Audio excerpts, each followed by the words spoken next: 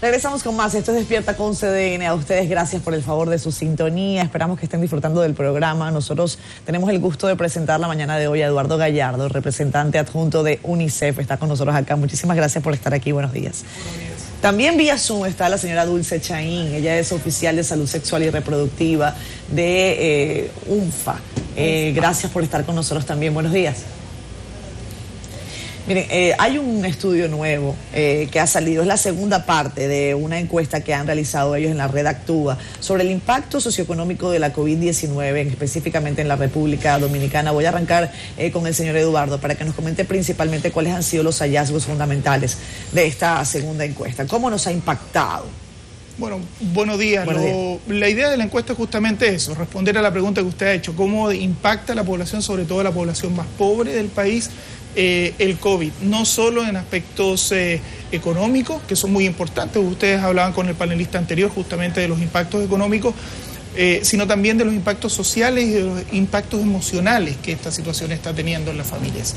Esta es una encuesta que estamos haciendo periódicamente, hemos hecho ya 2 rondas, estamos terminando la tercera ronda, probablemente en unas 3 semanas o 4 semanas vamos a tener ya resultados de esta ronda y nos permite ir midiendo cómo ha ido evolucionando la población, porque muchas de las cosas que tenemos hoy día son fotografías de hace un mes atrás y probablemente en un mes las cosas cambian. Ojalá que cambien, ¿no? Para bien, para bien. Por supuesto. Porque este 2020 a veces las cosas cambian, pero para mal. Sí, sí, hoy día que en martes 13 mejor ni hablar. Pero efectivamente la idea es que, digamos, podamos ir viendo cómo evoluciona y en eso, parte de eso tiene que ver con la salud y particularmente con la salud mental.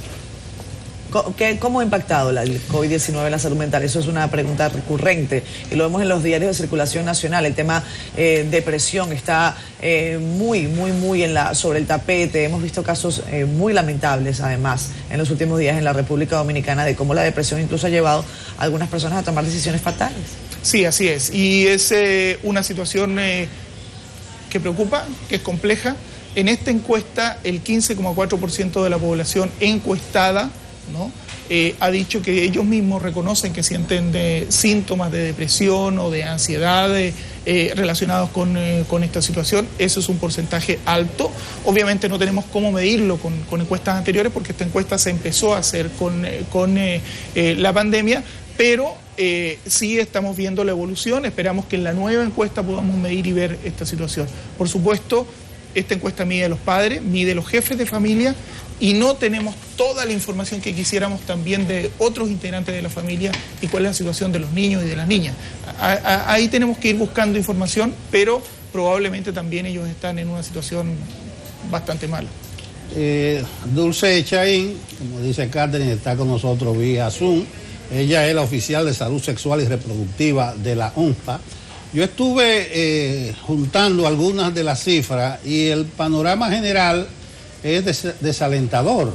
Por ejemplo, un 72%, casi un 73%, o tiene alguna enfermedad crónica o no pudo acceder a servicios médicos regulares. Y en otros casos, o tiene al menos alguna discapacidad, un 8%. Yo digo, ante ese panorama como tan grande y desolador, ¿cuáles serían las recomendaciones? Sí, efectivamente hay que decir que el 45.4% de los hogares encuestados tienen al menos una persona que padece alguna enfermedad crónica. Esto es trastornos hipertensivos, problemas cardíacos, problemas respiratorios, cáncer, ¿no? Y efectivamente, como bien señalas, una proporción alta, ¿no? El 8.9% de los hogares encuestados tienen al menos una persona también con discapacidad.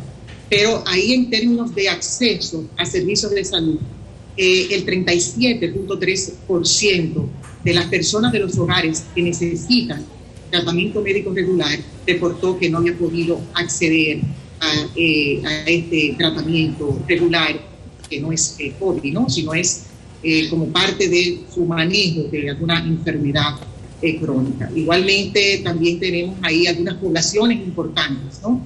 Ahí las poblaciones que hemos llamado con alguna condición de vulnerabilidad, pues nuestras personas adultas mayores, el 21.9% de los adultos mayores no tuvieron acceso a medicamentos, tratamientos médicos regulares.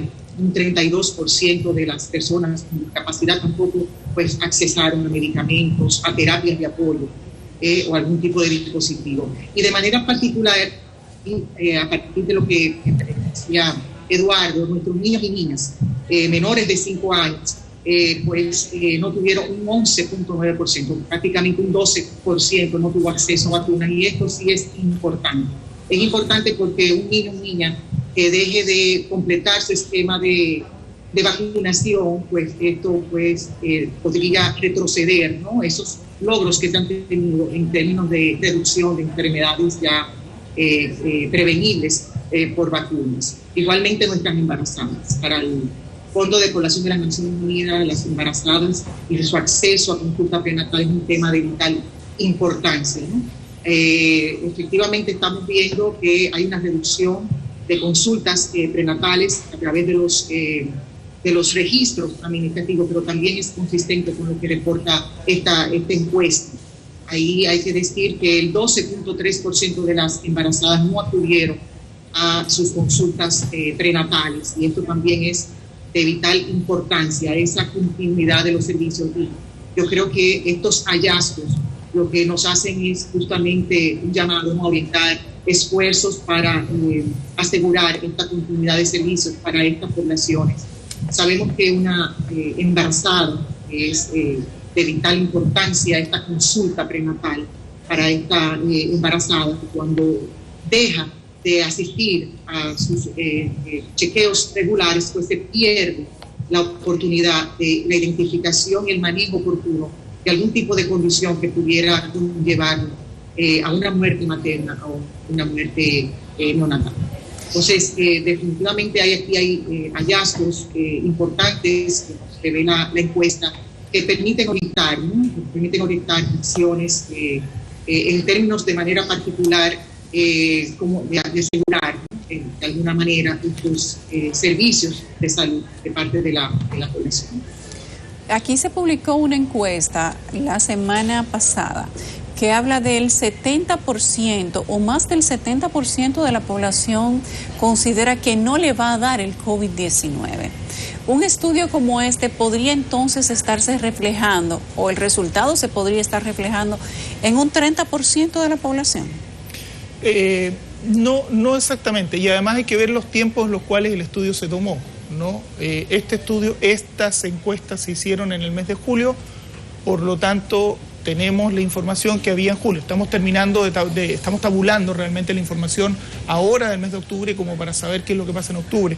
En julio, estas familias consideraban que el riesgo que había era alto o medio en un 26 o un 33% de las familias. O sea, más del 50% consideraban que tenían un riesgo alto o medio de contagiarse de COVID, ¿no? ¿Qué es lo que ha ido pasando? Que en la medida en que se va abriendo el país, en la medida que se van relajando también las medidas, incluso las medidas personales, hoy día uno ve más gente con la mascarilla por acá o cubriendo la garganta, que no sé en realidad para qué sirve, ¿no? Vemos también que eso ha ido haciendo que la gente lo perciba como menos riesgoso. Vamos a ver con la próxima encuesta exactamente cuál es la percepción de riesgo que ha habido. De hecho, UNICEF estamos ahora haciendo una campaña justamente para que la gente se ponga la mascarilla y la use, porque no solo es un riesgo para la persona, sino un riesgo también para todos los miembros de la familia, particularmente las personas de más edad dentro de una familia, ¿no? Es interesante ver cómo las encuestas revelan, además de fotografías del momento, la posibilidad de que con datos se establezcan políticas públicas. Se habla de ansiedad, se habla de depresión. Entiendo yo, según los datos que ustedes manejan, que mucho está vinculado también al nivel informativo de las personas sobre la pandemia, sobre la enfermedad y cómo responder ante la misma. Entre las preocupaciones de salud que ustedes colocan en estos datos, dicen que 83% expresan que algún integrante del hogar se enferme, es una de sus preocupaciones. También dicen, y vean, esto es una tasa muy alta, 57.5% expresan que no poder recibir atención médica asistencia apropiada. Eso también es una de sus preocupaciones. Casi 60% está preocupado porque no sabe cómo atender ante la pandemia. Al mismo tiempo, dice esta encuesta que 84.9% percibe que los alimentos subieron de precio. Hay una situación económica también que está salpicando esta encuesta, este estudio, y que definitivamente habla de cómo las autoridades podrían hablarle a la población de cuál es el nivel de tranquilidad que usted debe tener en frente a la enfermedad, cómo le estamos respondiendo a las autoridades, a la gente ante la pandemia. ¿Cuál es la recomendación que ustedes hacen en ese sentido? Bueno, lo primero es abrir los servicios, y es un tema que hemos estado trabajando tanto con el Ministerio de Salud como con el Ministerio de Educación, todas las agencias de Naciones Unidas, para que los servicios puedan ser abiertos lo antes posible, para que esta percepción que al principio teníamos todos, yo creo que todos nosotros cuando nos encerramos en marzo, y ustedes también probablemente, una de las preocupaciones que teníamos era ¿qué hago yo si me da esta enfermedad? ¿No? Y eso sigue siendo así en buena parte de la población que tiene que acceder a servicios públicos que se han ido reabriendo de manera progresiva, pero sobre los cuales todavía hay mucho que avanzar para que tengan las medidas de seguridad correspondientes y para que realmente puedan funcionar como deben. Ejemplos de esto son, por supuesto, salud, registro de nacimiento, que las juntas estuvieron cerradas un montón de tiempo, etcétera. Hay, y usted tiene toda la razón, una preocupación de la población enorme sobre el tema económico y las consecuencias sociales de ese tema económico. Fíjese que el 76% de la población encuestada, que repito, es población pobre, ¿no?, de ICB1 e ICB2 de Ciubén, el 76% le preocupa acceder a alimentos y que su familia acceda a alimentos. No estamos hablando de cosas, digamos, suntuarias, etcétera, no, a la alimentación propiamente tal. Una pregunta para Dulce Chaín. A mí me inquietan todos estos números y todos estos porcentajes. Catherine dice para establecer política pública, pero ¿cómo uno establece las prioridades? Porque las demandas son muchas. Pero mi pregunta es, a propósito de población, que dice la encuesta que había al menos un 26% de personas migrantes que no tuvo acceso a los servicios regulares de salud. ¿Qué le dice eso a usted? Bueno, la limitación a los servicios de salud ha sido para toda la población. El acceso, ¿no? El acceso a los servicios de salud, sea porque en algunos casos no ha habido continuidad de los servicios, o sea porque la población se ha autolimitado por el temor al contagio. Y por supuesto la población migrante también se ha visto reflejada en estas cifras, ¿no? Y aún más si no tienen las condiciones de su estatus de legalidad. Entonces, definitivamente esta pandemia, ¿no?, este contexto de epidemia ha estado afectando el acceso a los servicios de salud para toda la población y no deja escapar, ¿verdad?, nuestra población migrante. Igualmente está pasando con el acceso a métodos anticonceptivos, a consultas de planificación.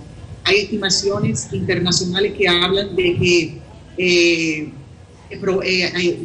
no podríamos ver en un contexto de más de 12 millones de mujeres que descontinuarían sus métodos anticonceptivos, ¿verdad?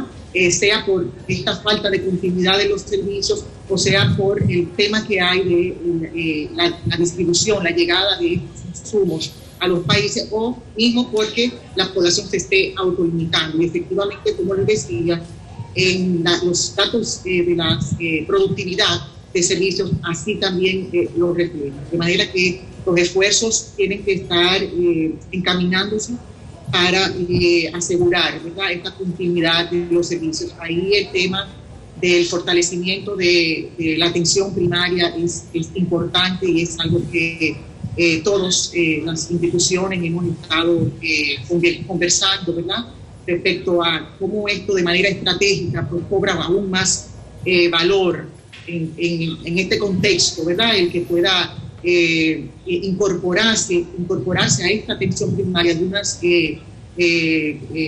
atenciones que tradicionalmente pues no se hacían a través de esta estrategia y que podrían incorporarse en este contexto. Ahí está, por ejemplo, el tema de consultas prenatales a través de visitas domiciliarias, o el tema de la continuidad a métodos anticonceptivos.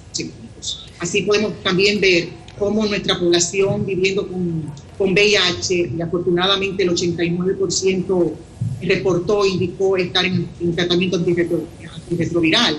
Sin embargo, el 16% pues detalló que no tuvo acceso a estos métodos durante el periodo, ¿verdad?, de cuarentena. De manera que tanto en términos generales, la población, pero especialmente estas poblaciones como son nuestras mujeres embarazadas, nuestros niños, nuestras mujeres en términos generales, nuestra población viviendo con VIH, nuestros adultos mayores, alguna persona con discapacidad, ¿verdad? Pues definitivamente son poblaciones a las que hay que prestar todavía mayores esfuerzos, hacer mayores esfuerzos para asegurar la continuidad de los servicios. Bueno, muchísimas gracias tanto a la señora Dulce Chaín como a Eduardo Gallardo por habernos acompañado en este espacio. Son muchísimos datos interesantes que nos ayudan a comprender la realidad que nos ha tocado vivir, que nos ha tocado transitar. Interesantes y desalentadores la mayoría. Bueno, sí. ¿Cómo se pueden establecer prioridades ahí?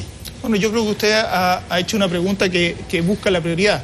Cuando vemos que las poblaciones más excluidas, los migrantes, las personas los más vulnerables, es ahí donde hay que establecer la prioridad, porque son los que están sufriendo en mayor medida esto. Fíjense, y con esto concluyo nada más, lo que ha pasado en educación. En educación lo que ha mostrado esta pandemia es que existe un salto todavía más grande entre la población que tiene acceso a internet, a computadora, a colegios privados, y la población que no tiene acceso a eso, para la cual recién estamos trabajando para poder iniciar las clases del 2 de noviembre. ¿Por qué? Porque no tienen acceso a computadora, porque no tienen acceso a internet, etcétera, etcétera. O sea, el tema de la exclusión es lo que ha desnudado esta pandemia, no solamente en República Dominicana, en el mundo. O sea, que le agradecemos a la pandemia que haya desnudado la amplitud de las brechas que había entre las capas de República Dominicana. Absolutamente. Que la desigualdad sigue siendo una tarea pendiente, no solamente para la República Dominicana, sino para el mundo entero, y la pandemia lo ha dejado más que en evidencia. Muchísimas gracias a ambos por habernos acompañado en Despierta con CDN. Para nosotros ha sido un gusto. Vamos a pausa y ya regresamos.